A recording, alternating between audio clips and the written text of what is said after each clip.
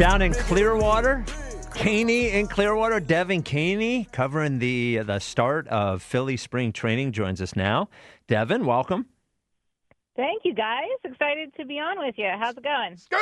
Scoops is quiet. Where you at? I'm quiet? No, it's quiet behind around you. Yeah. Well, yeah. I go to my car when I have to call in because there's a hey, lot what of a noise pro. around the Baycare ballpark.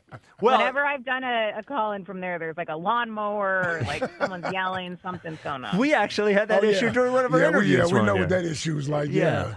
So love mowing the grass over there. yes, yes, it was the mowing It was of the mowing grass. of the grass. Yeah. They're always mowing.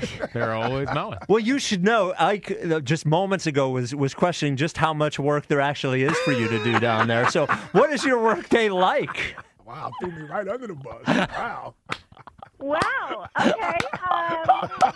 Didn't know my work ethic. I don't know. No, it's not an ethic thing. No ethic questions. Just what the day's like. We're just wondering what your day consists of.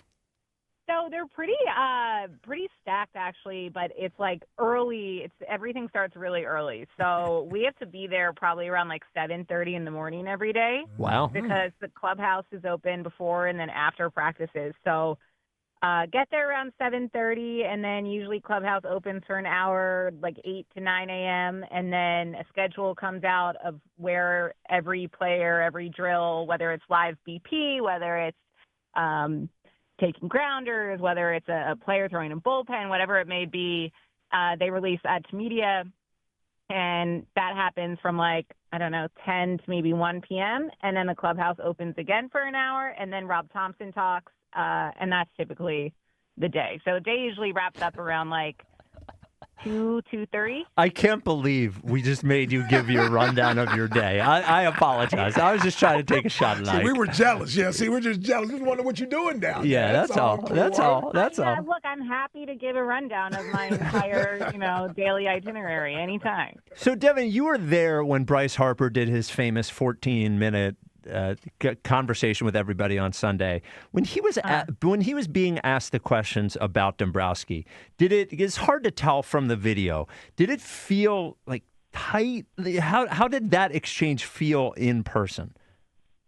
That's a good question, because talking to Bryce Harper, and this isn't the first time I've been in a media scrum with Bryce, it's always kind of tight. So it's hard to tell what is extra, I guess, angsty or however you want to say it versus, just normal Bryce Harper. I don't mean it's like how Nick Castellanos was, where he'll give one-word answers, but I mean, you guys have seen Bryce Harper talk to media. Have you ever seen him really smile or look like he's having a great time? He's a pretty serious guy. Well, the one time he brought up Chuck one time, and he was very happy to bring up Chuck. I will say that. Well, that is a good. I was just thinking about that because I wonder if Bryce Harper still listens to WIP and still hears Chuck. Well, he listens. I don't know if he hears Chuck. Yeah, well, Chuck's hit or miss these days. Turned on Bryce Harper? No, he'd never turn on Bryce. No. Yeah, no? never. Okay. Well, okay. I do hear what you're saying, though, because even when we've spoken to him, he certainly answers the questions, he's affable, but it always seems a little bit tense, more so, especially when I'm comparing it to the other players. He is locked in, and he is a difficult guy. Let's put this is how I judge it. He's a difficult guy to get a chuckle out of. That's the what I've noticed from him. So that's it. I understand that. Yeah. Yes. Yeah. He's a very serious guy, and it can be intimidating. But to answer your question, Spike, I mean, it was pretty clear from the jump, even not just the Dombrowski question, that Bryce wasn't very happy with the way everything went down.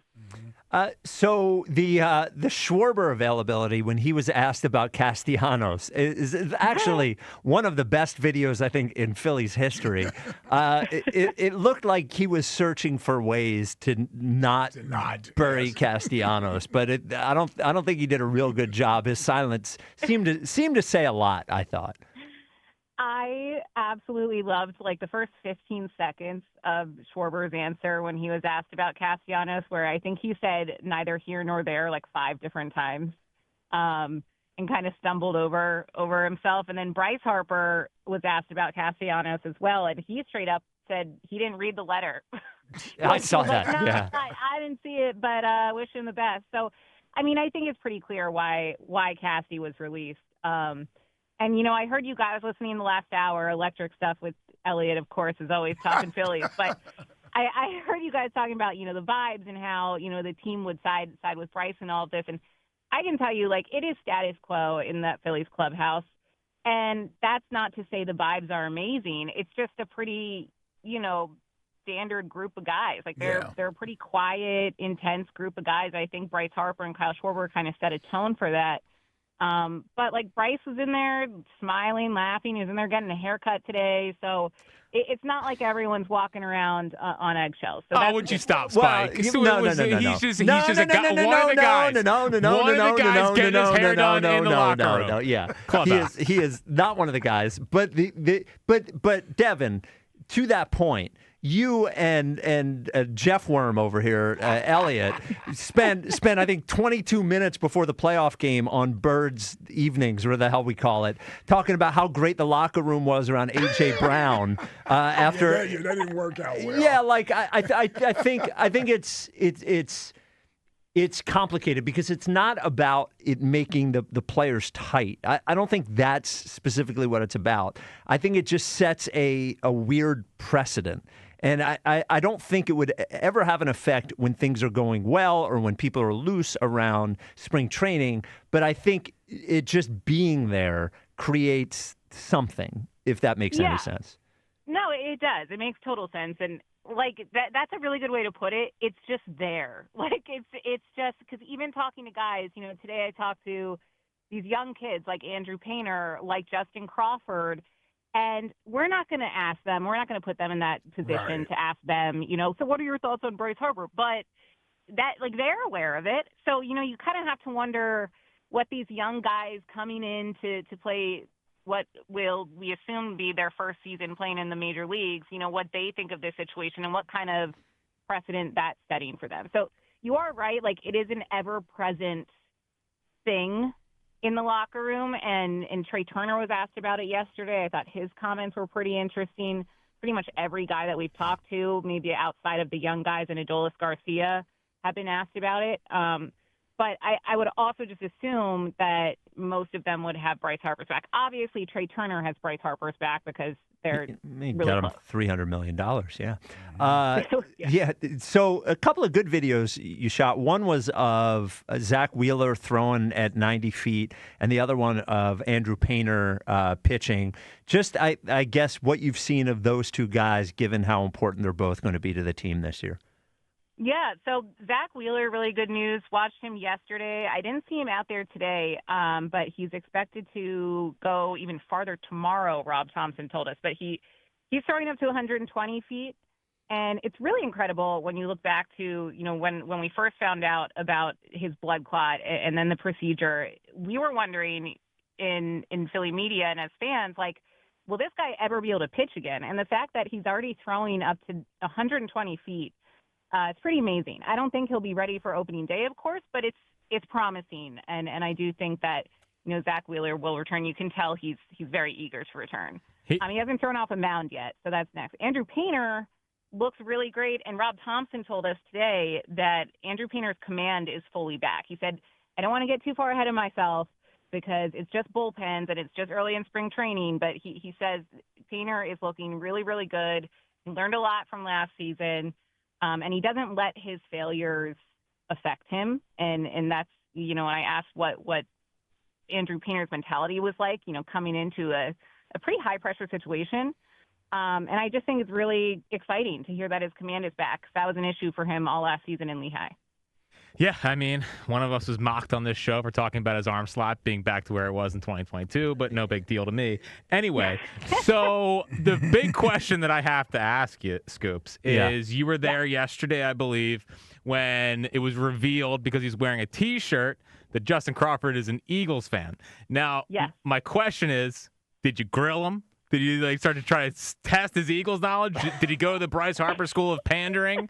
I mean, he was born right before the NFC Championship game in 2004. What's his biggest hardship being an Eagles fan? There's a lot of questions we got to ask Justin Crawford. Where's So he you from? know, I'll have to grill him more coming up. But I just saw the T-shirt and I was like, Justin, everyone's gonna love that. You clearly took a page from the Bryce Harper book of pandering. Didn't tell him that, but I asked him to take a picture. I asked if he was an Eagles fan. He said, yeah. And then I forget who it was. I think it might have been Bryson Stott. Once we kind of walked away after taking pictures and like joked, and he goes, really? and Justin Crawford goes, I mean, I'm a Raiders fan, but not a Raiders fan. I'm glad we got to the bottom of it. Fraudulent, the whole locker room. Not the No, AFC, no, NFC no. team. The whole clubhouse is fraudulent Eagles fans. Wow. He looked me in the eye and said he loves Philadelphia and he loves Philly sports and he likes Oh, of me. course. Oh, who's the quarterback before man. Jalen? Yeah. Who's the quarterback before Jalen? Yeah, did you check to see if he has a fanatic tattoo yet? And if it's colored, if it's easier to cover if he needs to? Content idea for you guys, since clearly you have so many questions about what to do in Clearwater when you're there. You guys should request to have Justin Crawford on, and you can grill him about his Oh, you Eagles know fans. we will. Jack, put in the request. I would love to know talk we to will. Crawford. Could you imagine who they lose in the 09 NFC Championship game? Just start Justin, we're going to play a little Eagles trivia. Yeah, we buddy. were told. Yeah. Do you even know who this guy is you're talking to? Oh, yeah, what was your favorite play that he had? Yep. Yeah. Okay, DK. Oh, God. Well, have fun with your famously open days down there in Clearwater. Oh, yeah. Thank you. I don't know what I'll do with myself. So much time. Great job down there. Thank All you, right, Devan. Scoops. Thanks, guys. There she is, Scoops Kaney. 215-592. Where's your favorite Ike Reese play? Yeah. Yeah, it's the question, Justin. He's a No. Vegas fan. Oh, He's yeah, a it's a Raiders fraud. fan. That's fine. He's from Vegas. Well, It's just, you know, They when- weren't They even just got there 2 They years just ago. got to Vegas. they've been there since 2021, 2020-ish, okay? Lifelong Vegas kid. What do you want him to do?